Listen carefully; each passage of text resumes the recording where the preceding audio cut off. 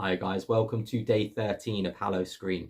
Now I managed to finish work a little bit early today, so I decided to treat myself to a little back-to-back action. Streamed two movies. The first one I'd seen years ago. It was released in the year 2000 and I think I saw it round about then and just remembered absolutely nothing about it, so I figured I'd revisit it.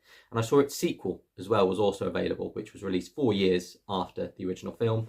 And as I say, I've never seen it, so I thought I'd give it a go. So yeah, the first film directed by John Fawcett back in 2000. The second film directed by a guy called Brett Sullivan. Both films star Catherine Isabelle and Emily Perkins as a pair of sisters. Now, it's a female-led werewolf movie. Congratulations if you guessed it. I'm talking about Ginger Snaps and Ginger Snaps 2 Unleashed.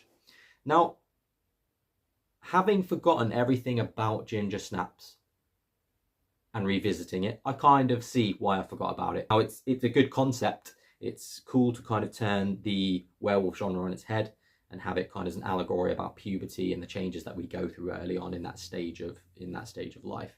But overall, it's kind of a middling, not really that much happens. And the makeup art, the further it progresses, the less I like the look of it.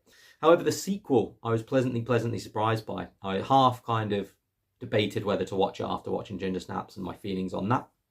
But I actually preferred Ginger Snaps 2 Unleashed, which was a nice, pleasant surprise. Yeah, I thought it was a much stronger movie. The characterization is a lot better. A lot less going on in terms of werewolf transformations and the horror aspect, but it still worked a lot better than that first movie for me. So let's crack on with today's physical media release, which is a steelbook. Ooh, exciting.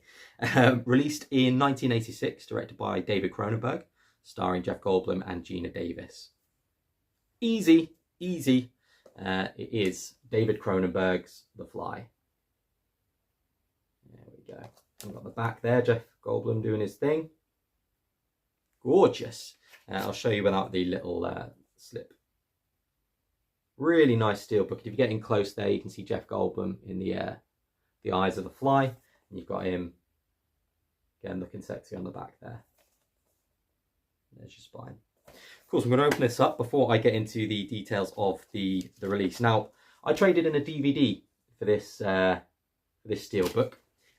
And kind of glad I did. The picture is definitely upgraded in terms of quality. However, I do have a massive gripe with this release.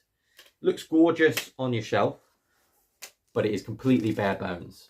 Now, bearing in mind the DVD I had loads of special features. I believe it had a commentary, it had featurettes, it had a documentary, interviews, trailers. It was jam-packed, so I have no idea why this release is completely bare bones, to the point where you put it in and it just starts playing the movie. There's not even a scene selection or sound options. It's just so bare bones. So disappointing disc, but the film itself, I think it's worth having in the collection, and it's a really nice steelbook as well. I've seen a few people review it where they've replaced the disc with the US version, which does come with a lot of those special features transferred from the DVD. So maybe that's an option to do. I myself I'm pretty lazy, so I know I'll never do that. But yeah, a gorgeous steelbook, disappointing release. But the film itself, David Cronenberg, body horror. It's probably the one that he's best known for. And yeah, just perfect Halloween viewing. So thanks for tuning in today, guys. I will see you tomorrow. Stay tuned on TikTok for the tease, and I will see you there, October 14th.